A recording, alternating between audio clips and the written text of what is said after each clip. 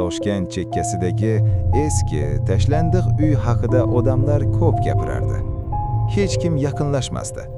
Aytilishicha, u yerda bir paytlar bir oila sirli ravishda yo'qolib ketgan. Bir kuni kechqurun Jasur do'stlariga o'zini botir ko'rsatmoqchi bo'ldi. "Qo'rqoq emasmiz-ku, kirib chiqamiz", dedi u. Eshik g'iyqillab ochildi. Ichkarida chang, sovuq havo va g'alati hid bor edi. Go'yo temir va nam yer hidi aralashib ketgandek.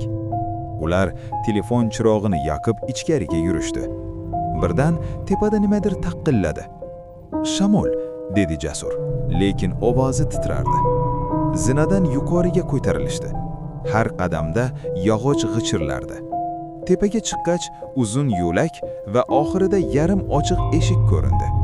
Ichkaridan sekin nafas ovozi kelardi. "Bu yerda kimdir bor", shivirladi do'stlaridan biri. Eshikni ochishdi. Xona bo'm-bo'sh edi. Lekin pol ustida qurib qolgan qora dog'lar bor edi.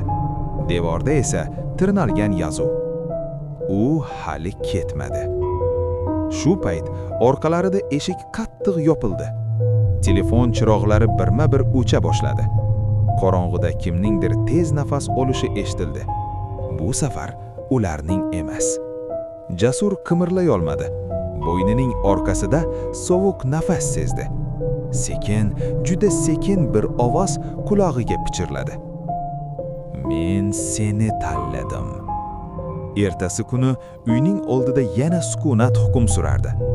Faqat eshik yonida yangi, hali qurimagan qizg'ish izlar paydo bo'lgan edi va devordagi yozuv o'zgargan.